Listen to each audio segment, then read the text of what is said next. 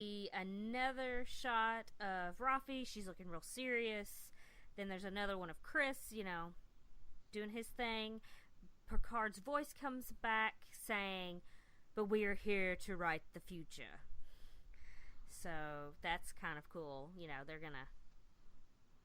It's like, it doesn't matter what's already happened because we can't change it. But we can change the future, and let's do this.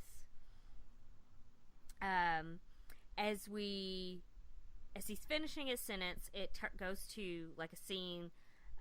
He is talking to someone in a chair, and we only see their back. It could be Chris by the hair. We're not 100% sure. And we see Chris in that pilot chair, and he says, "Hold on." So it could be that's he's standing there talking to him or whatever. And what's weird is he does this sort of power up thing for the ship, but there's not really any controls, and they're holographic controls. So it's is he actually in a ship that he's flying, or is he using some sort of a remote control to fly something? I think if I had to guess, we've because don't forget that this does take place, in real time, after Nemesis.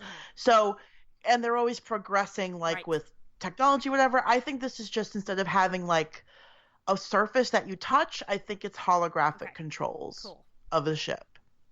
But you think it's actually the ship and not some way to control some other ship?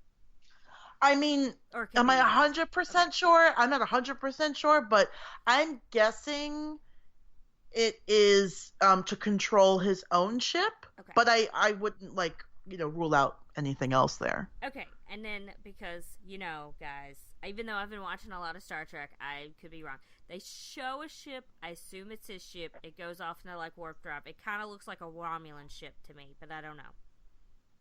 Sort of the shape, but not exactly. Does that make any sense? It could be wrong. It could be a Romulan warbird. It vaguely looks like a Romulan warbird, but it definitely looks updated. Right. So it's is that on purpose, or is it just me thinking of that because there are Romulans in this? I don't know. Right. It may never come up, but I'm also the one who's trying to read what the signs say. So then it goes to another dark screen with clouds, and then the words pop up, "A legend." So then it fades, and you see Picard standing in front of some this configuration of red lights and circles. Not sure what it is, but it's one of those hero shots. Mm-hmm. Then it shows another space battle. There's two ships, and it looks like they're shooting phasers or something. And one of them kind of looks like that one that flew off. The other one is a little farther behind, so I couldn't really see it. But it looks like the one they're shooting on looks to me like it would be a Federation ship, just because they always look light and bright and clean to me on the Federation ships. But it does look like a Federation ship. It almost looks like Reliant.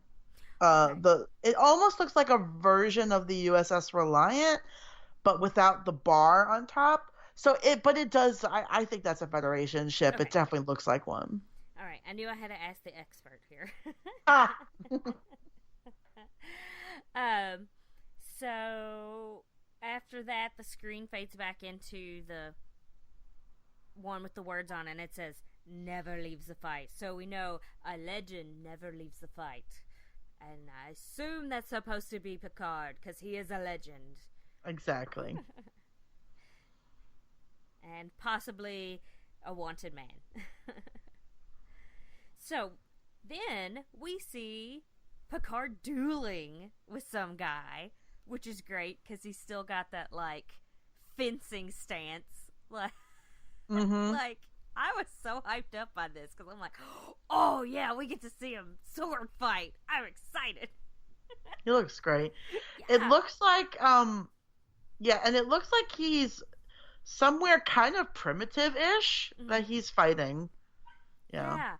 And it sort of looks like when we saw that shot of Elnor before, where there were people standing around him, and it was kind of a community sort of place. That's kind of the same look it has. Yeah, I agree. Feels like it's the same place. So, these shots we're seeing are probably not in like any kind of necessarily in chronological order. Some of them are, some of them aren't. You know, throw us off.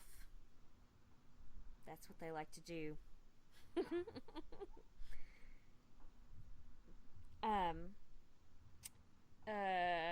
Then we see like a quick shot of someone. Either someone's in a suit with a red light on it, or it's like a Borg or something. Because there's Borg in this, I assume it's some Borgy kind of person. But it was too dark to really tell for me who it was. And they break this glass. Maybe it's a mirror. I don't know. It looked like a helmet to me. I don't think that was a Borg. Yeah, I think it looked kind of helmety, but I didn't try to make it lighter to see if the rest of it looked helmety. Because, you know, sometimes they have a little bit of stuff on their head, and sometimes they don't. So I was like, maybe I just missed the part where they have a forehead showing. I think that's a helmet. Okay. I have it like paused in that second. It's a very quick shot though, so it is hard to tell, but I think it's a helmet. So this could be like a security person or like a burglar of some kind. Ooh. Oh, something's getting burgled. I like it. This is where there's a lot of scenes kind of cutting back and forth. We see Chris and the doctor. They're high-fiving and they're laughing. They're having fun. Teamwork. Then it goes to another Borg cube. And then we see Daj, it looks like in her bedroom maybe, like writing something. And then she looks directly at the camera. And you hear a voice that says, she was sent for a reason. And you don't really know who it is. And it goes, and you see this Romulan woman speaking to this guy who's also Romulan. Because he has pointy ears, but he has shaggy hair. So I'm really confused with some of these people. I need to know who they all are. He could be Romulan. He could be a Vulcan also. But he has a pretty emotional face. Actually, they both do. Yeah. So they're probably Romulans over Vulcans, only because Vulcans don't normally show that much emotion. Right. Of course. Right. So, you know, we can only assume that she's talking about Daj because they just showed her, you know, she's here for a reason. We know that she has something to do with this entire plot of this season. Unless she's a red herring, which I cannot wait. I mean, Rebecca, yeah, I cannot wait. I know. Believe me, I know. We're going to be speculating all winter until we get to January. But, like, I don't think she's a red herring. I really think that, I mean, they could certainly set up a red herring in the show. I mean, that's fine. But I don't know. I feel like maybe she doesn't know everything about herself. Like, it could be one of those deals of, like, I don't know why I'm important. I just know I'm important. Like, it could be that story, which is a very Trek story to tell. But I think we're going to be following her a lot. Yeah, I agree. So, you know, we see these Romulans. He says, I'll get the information we need. So then we see another shot where it's Daj kissing a guy that vaguely looks like that guy, but, you know, because he has the same sort of hair and the 5 o'clock shadow and all that good stuff. So it's like, oh, is this how he's going to extract some information? Looks like it. I mean, you know, all right. So then we have another shot of Eleanor. He's got a sword. Then there's also like a quick, fast scene. It looks like a forest with like the sun coming down, and there's a figure there. And it's like, is it somebody wearing some sort of outfit so you can't tell that it's a human, or is it actually an alien? I don't know. I guess they put it in there because it was a cool looking shot. Mm-hmm. Because could you tell anything from that? Yeah, I have it like paused. I couldn't tell. This looks like Endor to me. It's a Ewok. I don't know what that is. Right. I actually was like, is this an Ewok? You know, kind of thing. I know. So yeah, I have no clue what this is or who that creature is. Then we see like a guy in a room for a couple seconds, and he has like some stuff on his face, so I don't know if he has some sort of like Borgy implants or something. I know who that is. Who is it? I don't know. That's Hugh. That's Hugh. Oh, he's got some stuff taking him. He's Oh, had his I didn't. implants removed, but that is Jonathan. I feel Oh, I'm gonna mess so up his silly name. now that I No, no, didn't no, realize don't who it feel is. silly. It's on for like 2 seconds. Yeah. Like, why would you? That's Jonathan Del Arco. That's his Okay. name. I messed up his name in the Awesome. previous trailer breakdown. Jonathan Del Arco. That's Hugh. So Nice. if we look, and it's such a quick shot. And the only reason why I even caught this was because on Twitter, Jonathan Del Arco was responding to people who were screenshotting the trailer, sending it to him going, "Is that you?" Oh. And him saying, "It's me." That's Ah. you. That's And so great. only reason why I knew that. Okay. His implants have been removed from his face. But he still has like scars or something. Absolutely. Or whatever. Yeah, yeah. And is he the one we see later? I think you do see him again. Okay. So after that, it goes on. We have a woman saying, "I help people who have nowhere else to help them." And then we see that it's Sevennine. She's talking to Picard. I wrote in a more primitive place, as in it's not one of these flashy, newfangled kind of high-tech places. So I just assume they're maybe at Chateau Picard. Maybe they're at that other place where we saw him sword fighting someone. But they're not in one of these other bright, shiny places. Yeah. And then we cut to a scene of her shooting guns. Like, she's got one in each hand.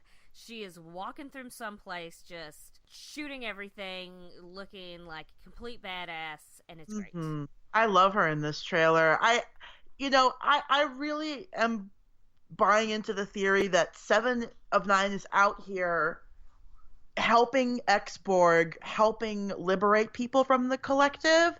And not to... I'm going to make this comparison, and I don't think it's the same thing because, of course, this is a made-up story versus the real deal that I'm about to mention. But when you think about, like, in real life, Harriet Tubman, when she gained her freedom from slavery, she went back time and again and liberated people who were enslaved and helped them to freedom. And so, of course, I don't mean any disrespect to that comparison. Right, this, of course, is a science fiction fairy tale story. But I think Seven is kind of on a very similar journey. She escaped from the Borg Collective or was liberated by Captain Janeway. And I think now she's really embraced her humanity. And I think she's helping these ex-Borg. When she's saying that I help people have no one else to help them, I think that's who she's talking about. Right. And I think she's out here kicking ass and taking names. And I think that she's helping ex-Borg. And I wouldn't be surprised if her and Hugh have a storyline in some way together. Right. Because maybe she's the one that helped him get rid of his implants and stuff. So. Yep, maybe. It's intriguing. I can't wait. It's going to be exciting. So it fades to black. Then we come back. We see a little house in the distance. It looks sort of like a traditional, maybe earthly house, maybe some sort of not so high-tech society on some other planet. We don't know. We see a man's back. He's like washing dishes or something, and you hear a kid yell, "Dad, come out here!" And then all he has to do is yell 2 words, and we know exactly who it is. He says, "Stop yelling!" And it's Riker. It's William Riker being the best dad ever. Yes. Like, I want to hear Will Riker's space dad jokes. Like, I think he's got space dad jokes. Right? So, he kind of like yelled out the window, blah, blah, blah. And then you hear the kid yell, "It's Jean-Luc Picard!" And Riker looks over to the left out the window, and then it switches, and it's Picard has come in the house, and he's like, "Hello, Will." And then it goes back to Riker, and he's looking out that window, and he turns around, and you see him, and it's just so great. Yeah, I love he's like shocked, like, oh my gosh, it's Captain Picard. And I do love that. I love that hug that Picard gives Counselor Troy. Yes. Like he just full on embraces her. Yes, and Um it shows it like from 17 different angles, and